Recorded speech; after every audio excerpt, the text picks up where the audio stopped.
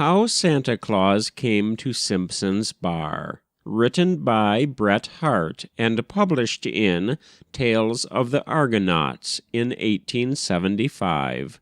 Read by Frank Blissett. It had been raining in the valley of the Sacramento. The North Fork had overflowed its banks, and Rattlesnake Creek was impassable. The few boulders that had marked the summer ford at Simpson's Crossing were obliterated by a vast sheet of water stretching to the foothills. The upstage was stopped at Granger's. The last mail had been abandoned in the Tules, the rider swimming for his life. "An area," remarked the Sierra Avalanche with pensive local pride, "as large as the state of Massachusetts is now under water." Nor was the weather any better in the foothills. The mud lay deep on the mountain road. Wagons that neither physical force nor moral objurgation could move from the evil ways into which they had fallen encumbered the track, and the way to Simpson's Bar was indicated by broken-down teams and hard swearing. And farther on, cut off and inaccessible, rained on and bedraggled, smitten by high winds and threatened by high water, Simpson's Bar, on the eve of Christmas Day, 1862, clung like a swallow's nest to the rocky entablature and splintered capitals of Table Mountain, and shook in the blast. As night shut down on the settlement, a few lights gleamed through the mist from the windows of cabins on either side of the highway, now crossed and gullied by lawless streams and swept by marauding winds. Happily, most of the population were gathered at Thompson's store, clustered around a red-hot stove at which they silently spat in some accepted sense of social communion that perhaps rendered conversation unnecessary. Indeed, most methods of diversion had long since been exhausted on Simpson's Bar. High water had suspended the regular occupations on gulch and on river, and a consequent lack of money and whiskey had taken the zest from most illegitimate recreation. Even Mr. Hamlin was fain to leave the bar with $50 in his pocket, the only amount actually realized of the large sums won by him in the successful exercise of his arduous profession. "If I was asked," he remarked somewhat later, "if I was asked to pint out a purty little village where a retired sport as didn't care for money could exercise hisself, frequent and lively, I'd say Simpson's Bar. But for a young man with a large family depending on his exertions, it don't pay." As Mr. Hamlin's family consisted mainly of female adults, this remark is quoted rather to show the breadth of his humor than the exact extent of his responsibilities. Howbeit, the unconscious objects of this satire sat that evening in the listless apathy begotten of idleness and lack of excitement. Even the sudden splashing of hoofs before the door did not arouse them. Dick Bullen alone paused in the act of scraping out his pipe and lifted his head, but no other one of the group indicated any interest in or recognition of the man who entered. It was a figure familiar enough to the company, and known in Simpson's Bar as the Old Man. A man of perhaps 50 years, grizzled and scant of hair, but still fresh and youthful of complexion. a face full of ready, but not very powerful sympathy, with a chameleon-like aptitude for taking on the shade and color of contiguous moods and feelings. He had evidently just left some hilarious companions, and did not at first notice the gravity of the group, but clapped the shoulder of the nearest man jocularly and threw himself into a vacant chair. "Just heard the best thing out, boys. Ye know Smiley, over yar, Jim Smiley, funniest man in the bar. Well, Jim was just telling the richest yarn about—" "Smiley's a damn fool," interrupted a gloomy voice. "A particular damned skunk," added another in sepulchral accents. A silence followed these positive statements. The old man glanced quickly around the group. Then his face slowly changed. "That's so," he said reflectively, after a pause. "Certainly a sort of a skunk, and suthin' of a fool, in course."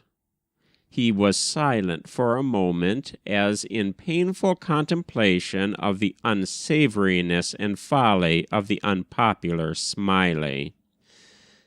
"Dismal weather, ain't it?" he added, now fully embarked on the current of prevailing sentiment.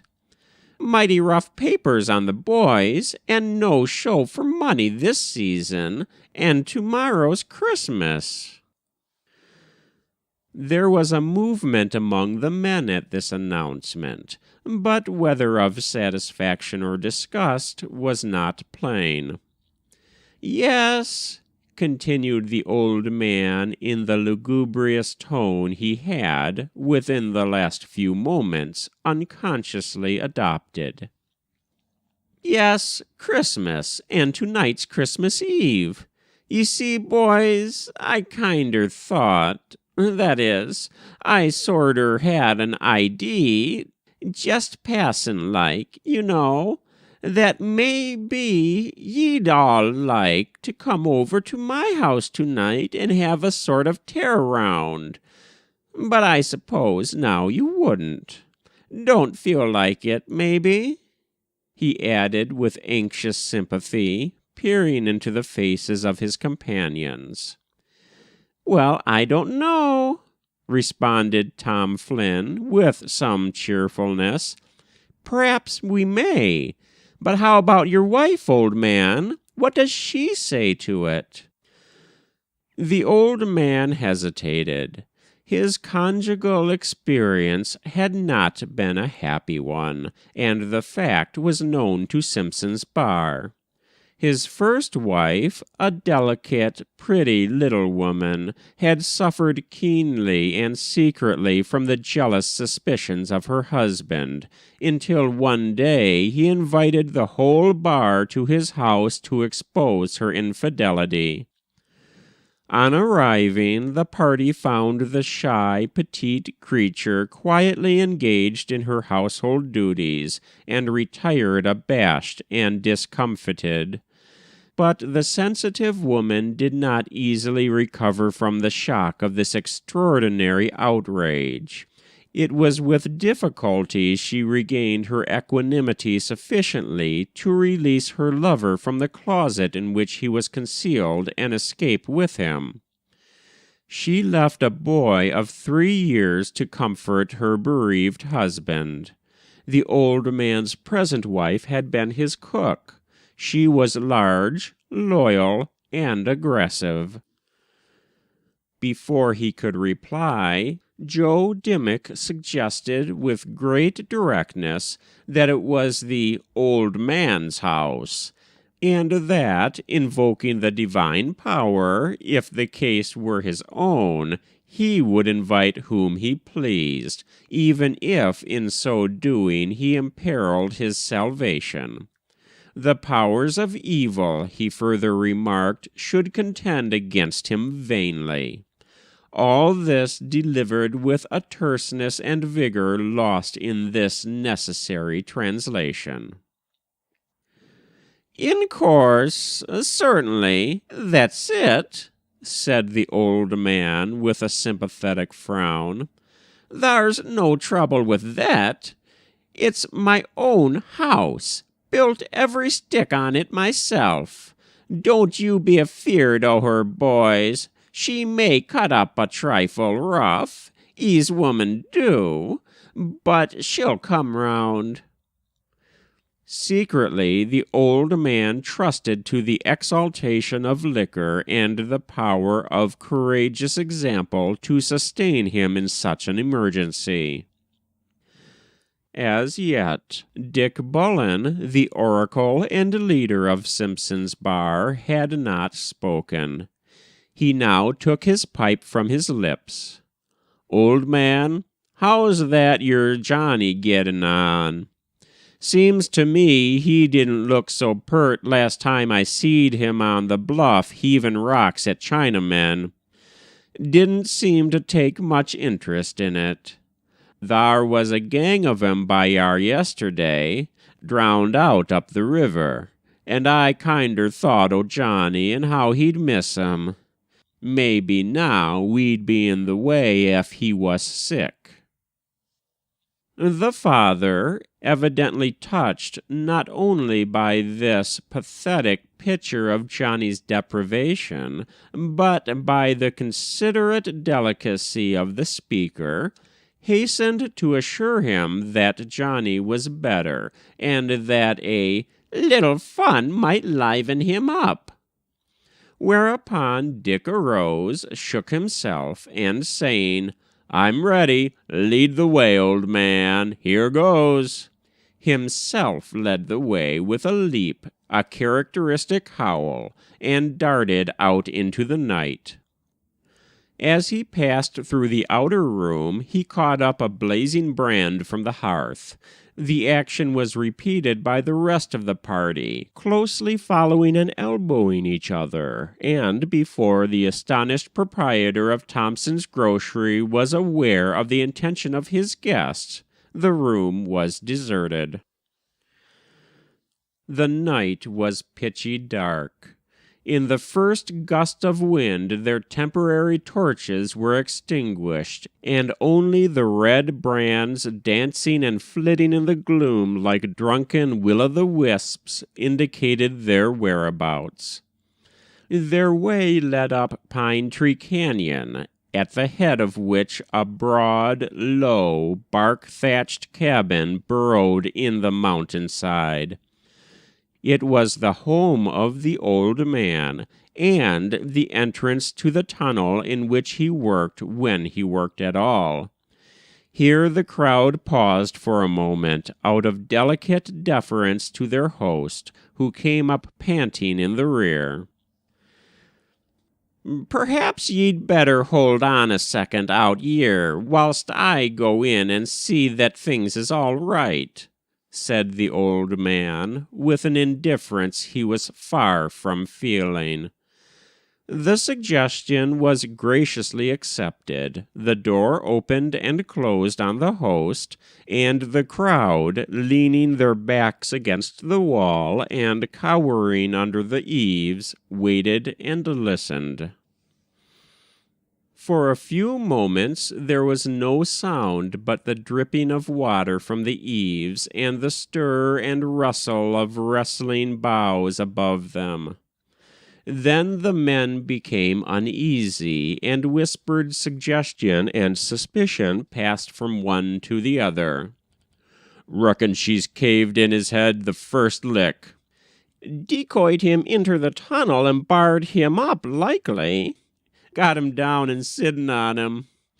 Probably bilin' something to heave on us. Stand clear of the door, boys." For just then the latch clicked, the door slowly opened, and a voice said, "Come in out of the wet." The voice was neither that of the old man nor of his wife. It was the voice of a small boy. its weak treble broken by that preternatural hoarseness which only vagabondage and the habit of premature self-assertion can give. It was the face of a small boy that looked up at theirs, a face that might have been pretty and even refined, but that it was darkened by evil knowledge from within and dirt and hard experience from without. He had a blanket around his shoulders and had evidently just risen from his bed. "Come in," he repeated, "and don't make no noise. The old man's in there talking to Mar," he continued, pointing to an adjacent room which seemed to be a kitchen, from which the old man's voice came in deprecating accents. "Let me be," he added querulously to Dick Bullen, who had caught him up, blanket and all, and was affecting to toss him into the fire. "Let go of me, you damned old fool, d'ye hear?" Thus adjured, Dick Bullen lowered Johnny to the ground with a smothered laugh, while the men, entering quietly, ranged themselves around a long table of rough boards which occupied the center of the room. Johnny then gravely proceeded to a cupboard and brought out several articles which he deposited on the table. "Thar's whiskey, and crackers, and red herrings, and cheese." He took a bite of the latter on his way to the table. "And sugar." He scooped up a mouthful en route with a small and very dirty hand. "And terbacker. Thar's dried apples, too, on the shelf, but I don't admire 'em. Apples is swellin'. Thar," he concluded. "Now wait in, and don't be afeard. I don't mind the old woman. She don't belong to me. S'long." He had stepped to the threshold of a small room, scarcely larger than a closet, partitioned off from the main apartment, and holding in its dim recess a small bed. He stood there a moment, looking at the company, his bare feet peeping from the blanket, and nodded.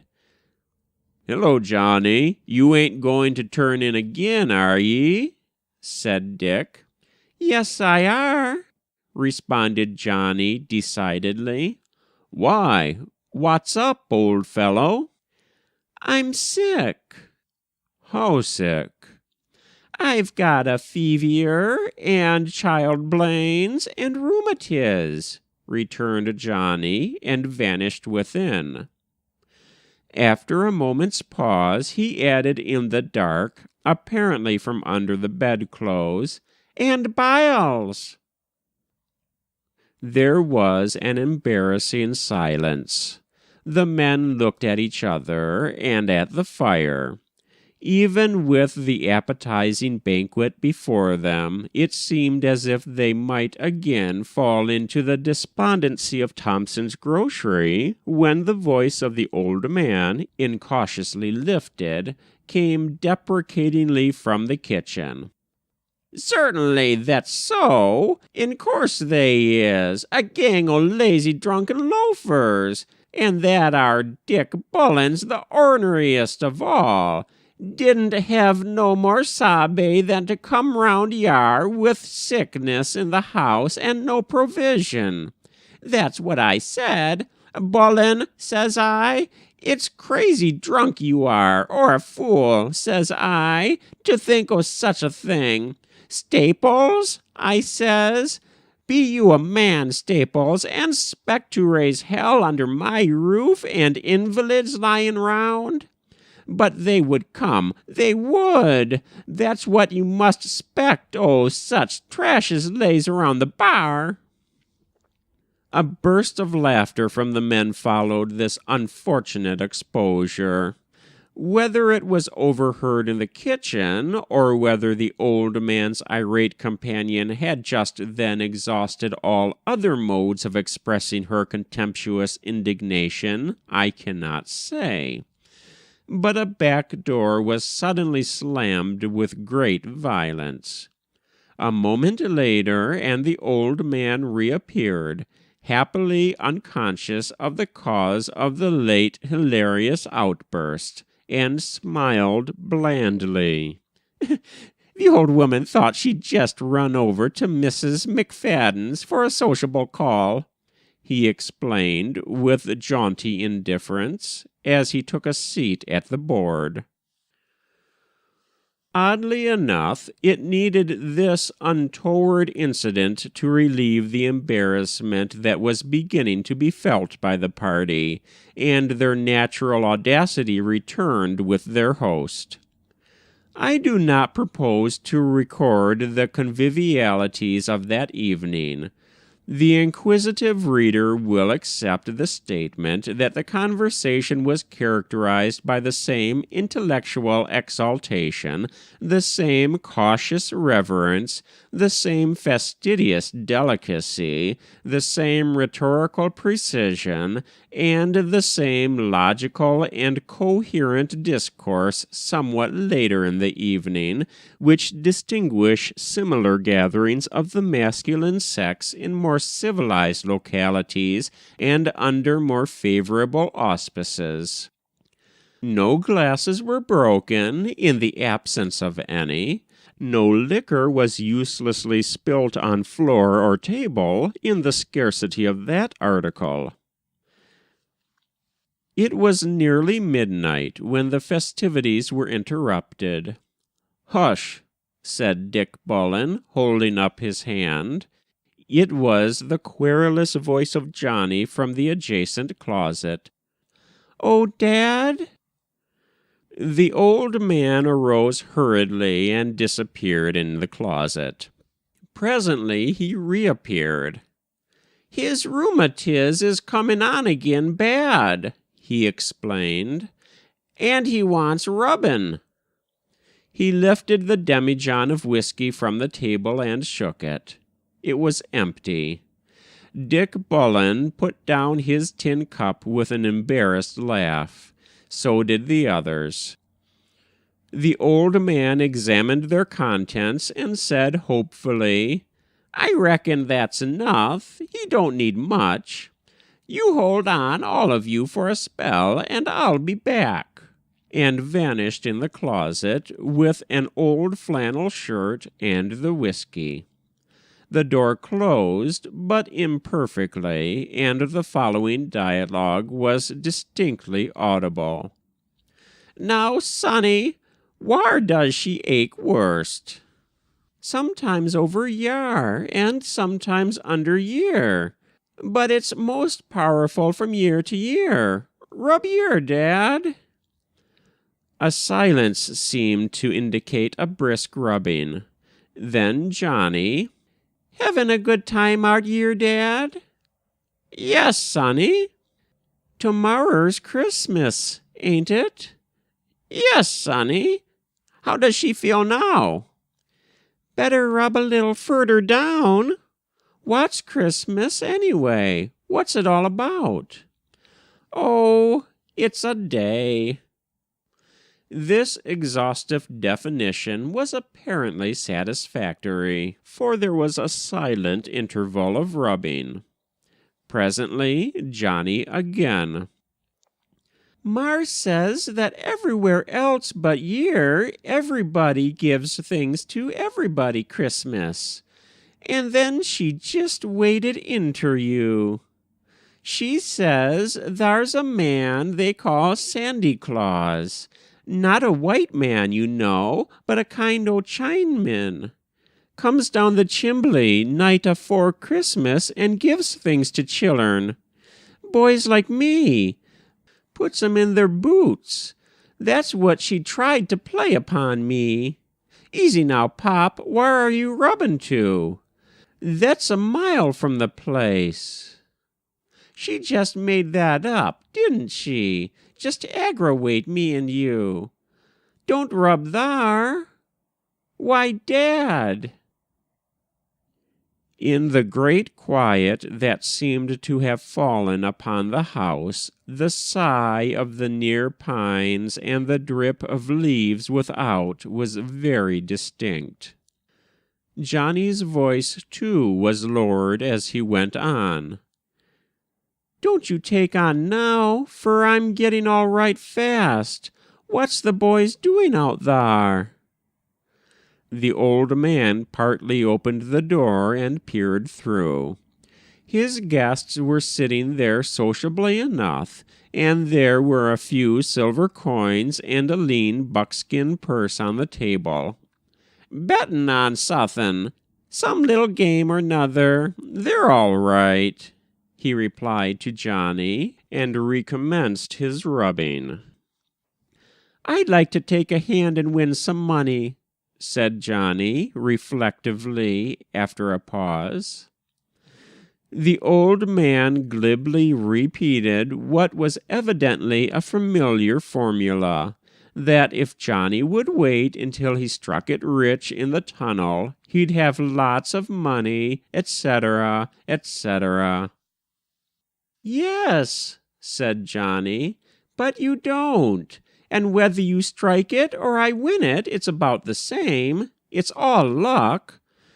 But it's mighty cur'us about Christmas, ain't it? Why do they call it Christmas?" Perhaps from some instinctive deference to the overhearing of his guests, or from some vague sense of incongruity, the old man's reply was so low as to be inaudible beyond the room. "Yes," said Johnny, with some slight abatement of interest. "I've heard o' him before. Thar, that'll do, Dad. I don't ache near so bad as I did. Now wrap me tight in this yer blanket. So. Now," he added in a muffled whisper, "sit down yer by me till I go asleep." To assure himself of obedience, he disengaged one hand from the blanket, and, grasping his father's sleeve, again composed himself to rest. For some moments the old man waited patiently.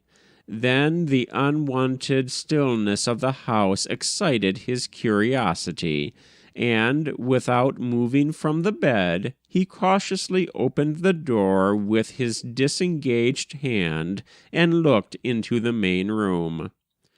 To his infinite surprise, it was dark and deserted. But even then a smoldering log on the hearth broke, and by the upspringing blaze he saw the figure of Dick Bullen sitting by the dying embers. "Hello!" Dick started, rose, and came somewhat unsteadily toward him. "Whar's the boys?" said the old man. "Gone up the canyon on a little pasear. They're coming back for me in a minute. I'm waiting round for 'em. What are you staring at, old man?" he added, with a forced laugh. "Do you think I'm drunk?" The old man might have been pardoned the supposition, for Dick's eyes were humid and his face flushed. He loitered and lounged back to the chimney, yawned, shook himself, buttoned up his coat, and laughed. "Liquor ain't so plenty as that, old man. Now don't you get up," he continued, as the old man made a movement to release his sleeve from Johnny's hand. "Don't you mind manners. Sit jest whar you be. I'm goin' in a jiffy. Thar, that's them now." There was a low tap at the door. Dick Bullen opened it quickly, nodded "good night" to his host, and disappeared. The old man would have followed him, but for the hand that still unconsciously grasped his sleeve. He could have easily disengaged it. It was small, weak, and emaciated. But perhaps because it was small, weak, and emaciated, he changed his mind, and, drawing his chair closer to the bed, rested his head upon it. In this defenseless attitude, the potency of his earlier potations surprised him. The room flickered and faded before his eyes, reappeared, faded again, went out, and left him asleep. Meantime, Dick Bullen, closing the door, confronted his companions. "Are you ready?" said Staples. "Ready," said Dick. "What's the time?" "Past 12, was the reply. "Can you make it? It's nigh on 50 miles. The round trip hither and yon." "I reckon," returned Dick shortly. "Whar's the mare?" "Bill and Jack's holding her at the crossing." "Let 'em hold on a minute longer," said Dick. He turned and re-entered the house softly. By the light of the guttering candle and dying fire, he saw that the door of the little room was open. He stepped toward it on tiptoe and looked in. The old man had fallen back in his chair, snoring, his helpless feet thrust out in a line with his collapsed shoulders, and his hat pulled over his eyes. Beside him, on a narrow wooden bedstead, lay Johnny, muffled tightly in a blanket that hid all save a strip of forehead and a few curls damp with perspiration. Dick Bullen made a step forward, hesitated, and glanced over his shoulder into the deserted room. Everything was quiet. With a sudden resolution, he parted his huge mustaches with both hands and stooped over the sleeping boy. But even as he did so, a mischievous blast, lying in wait, swooped down the chimney, rekindled the hearth, and lit up the room with a shameless glow from which Dick fled in bashful terror. His companions were already waiting for him at the crossing. Two of them were struggling in the darkness with some strange, misshapen bulk, which, as Dick came nearer, took the semblance of a great yellow horse. It was the mare. She was not a pretty picture. From her Roman nose to her rising haunches, from her arched spine hidden by the stiff mochilus of a Mexican saddle, to her thick, straight, bony legs, there was not a line of equine grace. In her half-blind but wholly vicious white eyes, in her protruding underlip, in her monstrous color, there was nothing but ugliness and vice. "Now then," said Staples, "stand clear of her heels, boys, and up with you. Don't miss your first holt of her mane, and mind ye get your off-stirrup quick. Ready!" There was a leap, a scrambling struggle, a bound, a wild retreat of the crowd, a circle of flying hooves, two springless leaps that jarred the earth, a rapid play and jingle of spurs, a plunge, and then the voice of Dick somewhere in the darkness. "All right." "Don't take the lower road back unless you're hard pushed for time. Don't hold her in downhill. We'll be at the ford at 5. G'lang, hoopa, mullah, go!" A splash, a spark struck from the ledge in the road, a clatter in the rocky cut beyond, and Dick was gone.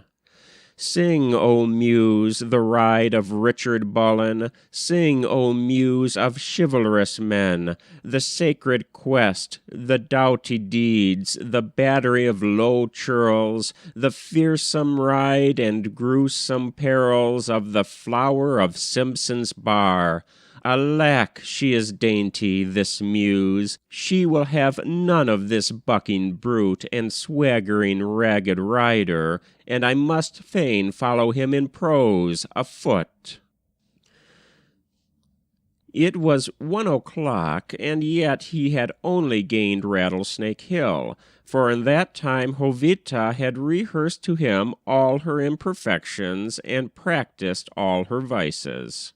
Thrice had she stumbled, twice had she thrown up her Roman nose in a straight line with the reins, and, resisting bit and spur, struck out madly across country.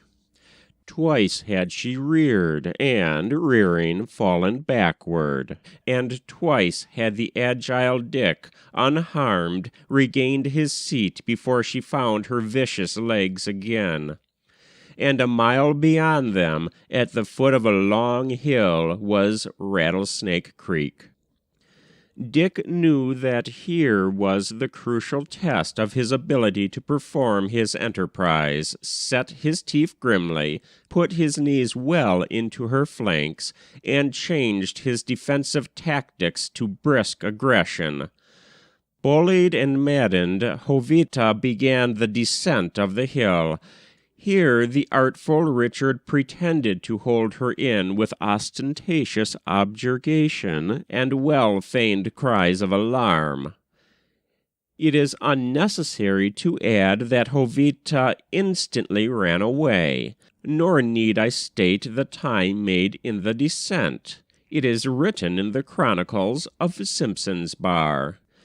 Enough that in another moment, as it seemed to Dick, she was splashing on the overflowed banks of Rattlesnake Creek.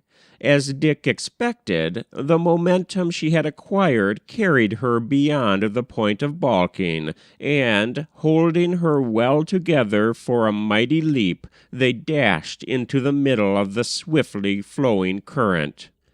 A few moments of kicking, wading, and swimming, and Dick drew a long breath on the opposite bank. The road from Rattlesnake Creek to Red Mountain was tolerably level. Either the plunge in Rattlesnake Creek had dampened her baleful fire, or the art which led to it had shown her the superior wickedness of her rider, for Jovita no longer wasted her surplus energy in wanton conceits. Once she bucked, but it was from force of habit. Once she shied, but it was from a new, freshly painted meeting-house at the crossing of the county road. Hollows, ditches, gravelly deposits, patches of freshly springing grasses flew from beneath her rattling hoofs. She began to smell unpleasantly. Once or twice she coughed slightly, but there was no abatement of her strength or speed. By 2 o'clock he had passed Red Mountain and begun the descent to the plain. 10 minutes later, the driver of the fast pioneer coach was overtaken and passed by a man on a pinto hoss, an event sufficiently notable for remark. At 2:30, Dick rose in his stirrups with a great shout. Stars were glittering through the rifted clouds, and beyond him, out of the plain, rose 2 spires, a flagstaff, and a straggling line of black objects. Dick jingled his spurs and swung his riata. Jovita bounded forward, and in another moment they swept into Tuttleville and drew up before the wooden piazza of the Hotel of All Nations. What transpired that night at Tuttleville is not strictly a part of the record. Briefly, I may state, however, that after Jovita had been handed over to a sleepy ostler whom she at once kicked into unpleasant consciousness, Dick sallied out with the barkeeper for a tour of the sleeping town. Lights still gleamed from a few saloons and gambling houses, but avoiding these, they stopped before several closed shops, and by persistent tapping and judicious outcry roused the proprietors from their beds, and made them unbar the doors of their magazines and expose their wares. Sometimes they were met by curses, but oftener by interest and some concern in their needs, and the interview was invariably concluded by a drink. It was 3 o'clock before this pleasantry was given over, and with a small waterproof bag of India rubber strapped on his shoulders, Dick returned to the hotel. But here he was waylaid by Beauty. Beauty opulent in charms, affluent in dress, persuasive in speech, and Spanish in accent. In vain she repeated the invitation in Excelsior, happily scorned by all alpine climbing youth, and rejected by this child of the Sierras, a rejection softened in this instance by a laugh and his last gold coin.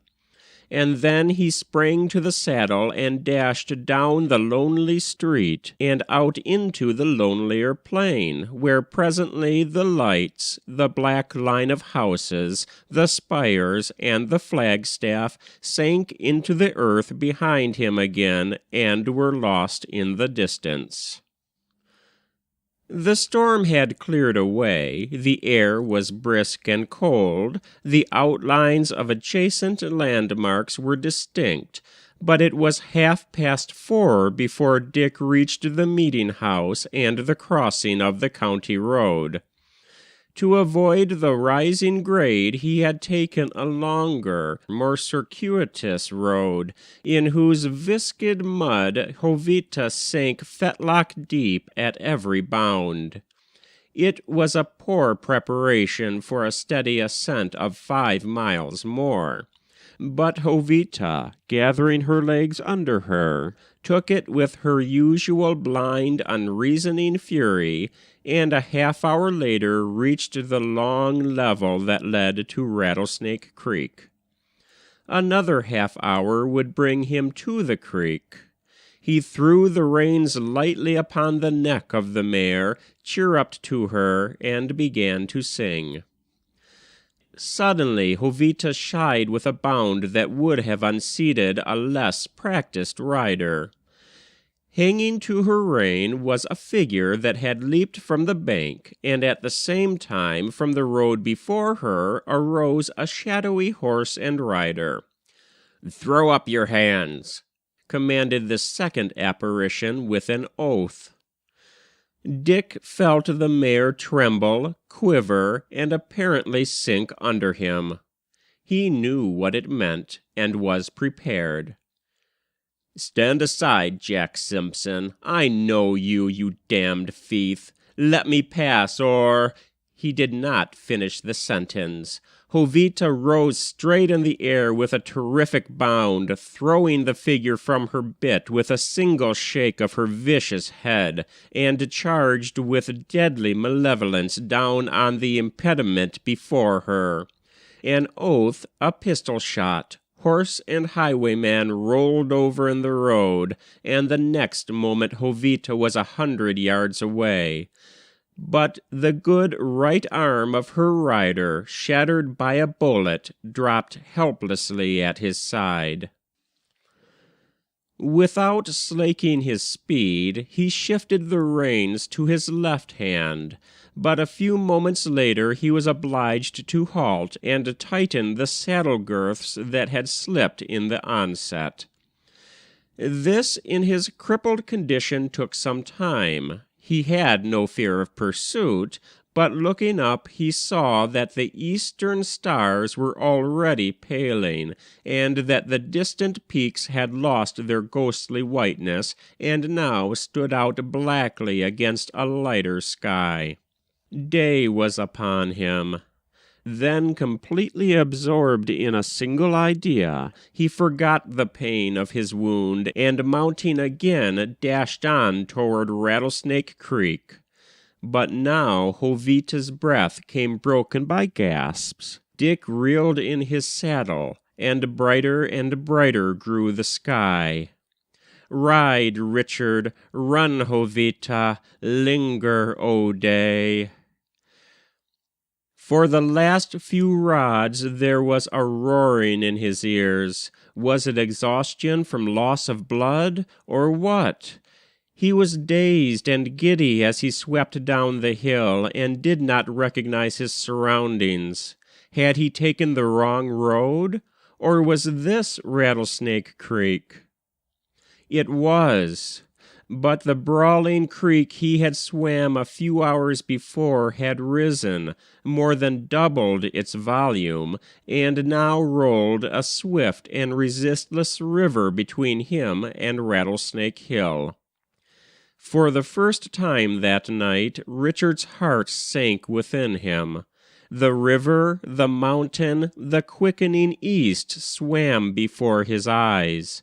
He shut them to recover his self-control.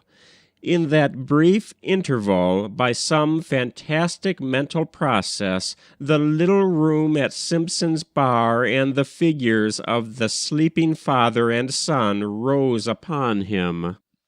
He opened his eyes wildly, cast off his coat, pistol, boots, and saddle, bound his precious pack tightly to his shoulders, grasped the bare flanks of Jovita with his bared knees, and with a shout dashed into the yellow water.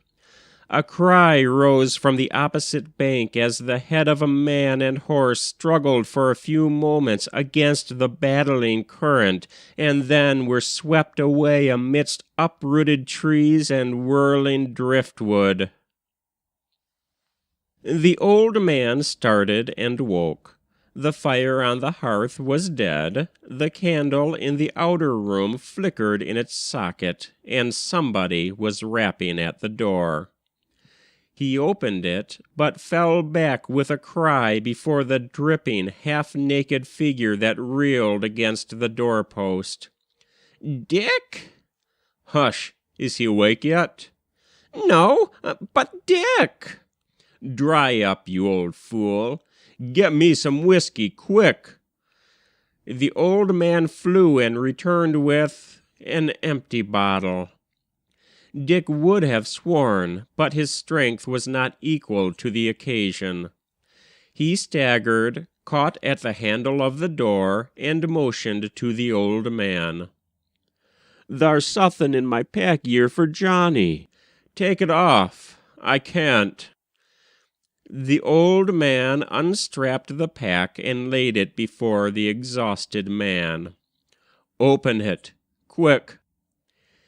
He did so with trembling fingers. It contained only a few poor toys, cheap and barbaric enough, goodness knows, but bright with paint and tinsel. One of them was broken, another, I fear, was irretrievably ruined by water, and on the third, ah me, there was a cruel spot. "It don't look like much, that's a fact," said Dick ruefully. "But it's the best we could do. Take 'em, old man, and put 'em in his stocking, and tell him, you know. Hold me, old man." The old man caught at his sinking figure. "Tell him," said Dick, with a weak little laugh, "tell him Sandy Claus has come." And even so, bedraggled, ragged, unshaven, and unshorn, with one arm hanging helplessly at his side, Santa Claus came to Simpson's bar, and fell fainting on the first threshold. The Christmas dawn came slowly after, touching the remoter peaks with the rosy warmth of ineffable love, and it looked so tenderly on Simpson's bar that the whole mountain, as if caught in a generous action, blushed to the skies. That was How Santa Claus Came to Simpson's Bar, written by Bret Harte and published in Tales of the Argonauts in 1875. Read by Frank Blissett. And if you enjoyed what you heard, please like, subscribe, and share.